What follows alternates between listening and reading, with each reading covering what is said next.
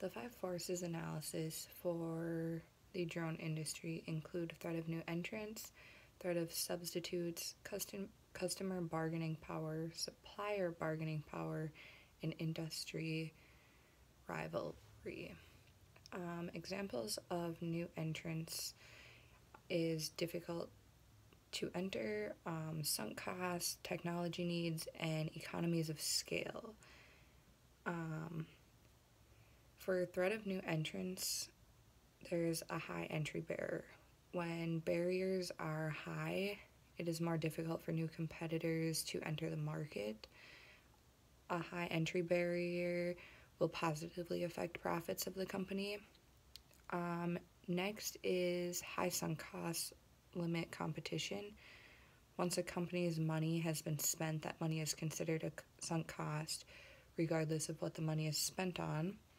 These costs make it difficult for a competitor to enter a new market because they have to commit money up front with no guarantee of returns in the end.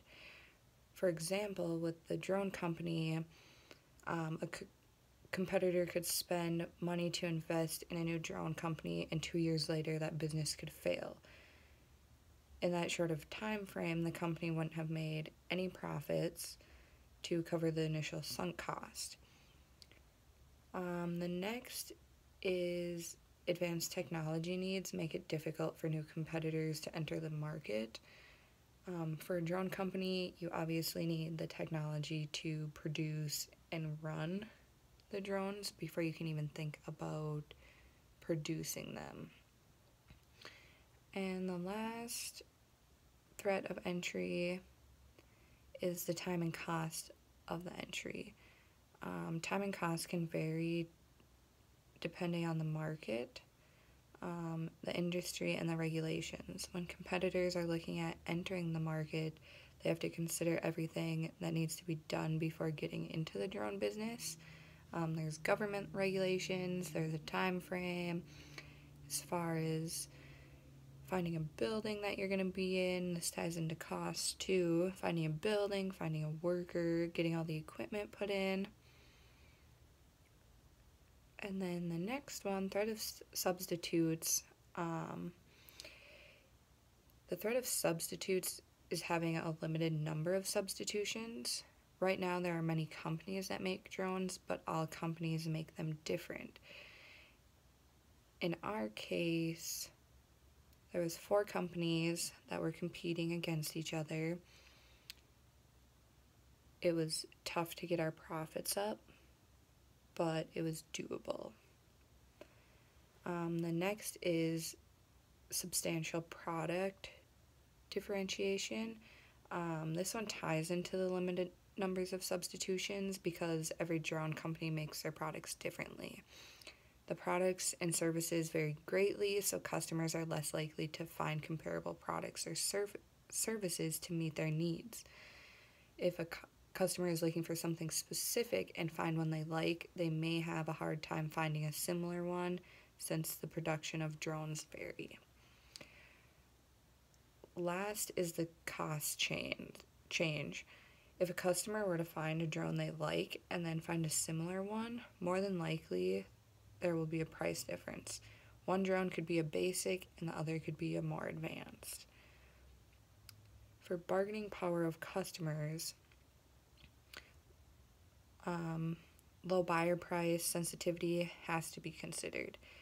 When producing drones, the consumer has to take into consideration of all the different buyers' price ranges. There will be customers who want a low price, some will want an average happy medium price, and some will be willing to spend more. When buyers are less sensitive to price, the prices can increase and buyers will still buy the product. There will be other buyers who are more sensitive to the price and they will want a lower price. This is when the price increase will negatively affect the producer. When there's less price sensitivity, you can have a higher price. Next is the number of customers and the size of each order. When our business first started out, we had no customers, so we had to build our customer base. Once it was built, the number of customers and size of each order was important. Once a steady flow of drones is being produced and purchased, it is easier to know how many need to be produced. Next is knowing product is important to the customer. If a customer buys a drone that they like, they will want to keep purchasing the same one or similar, and they will recommend it to a friend. When a customer likes a certain product, they will end up paying more for it rather than purchasing a cheaper one they don't like. Last is having a special flexible customization.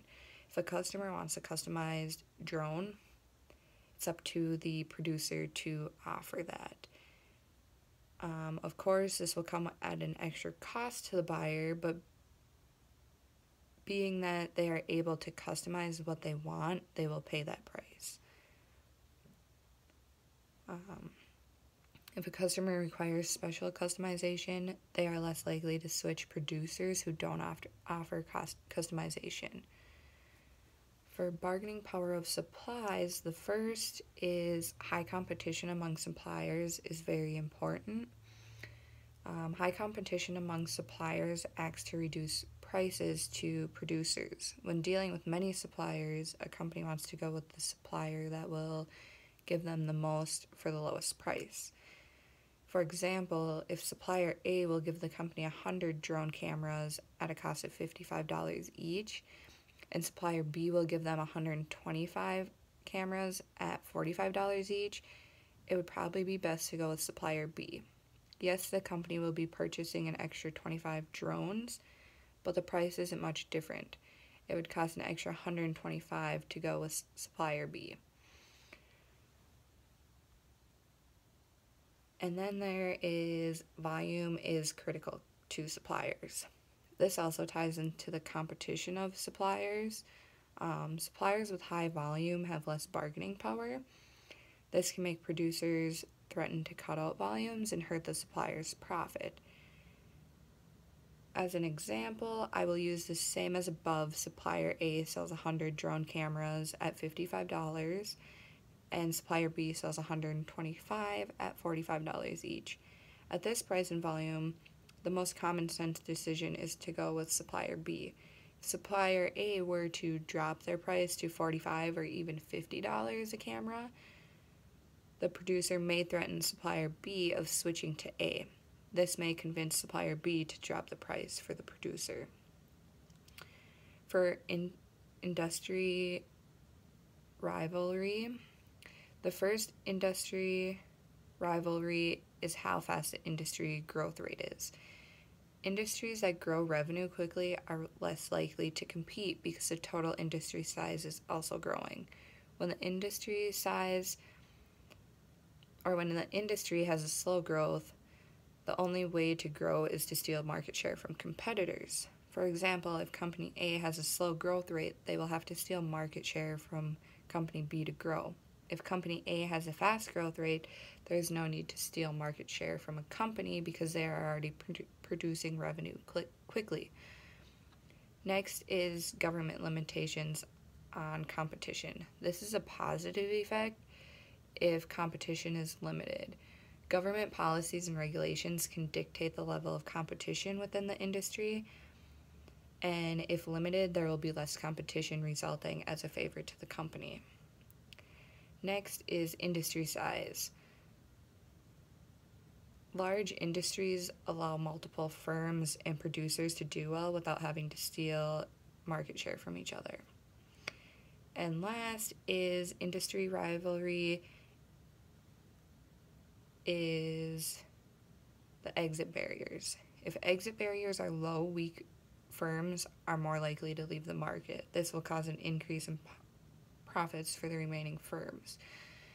If exit barriers are high, it's going to be harder for a weak firm to get out of the industry, causing less profits for the remaining firms.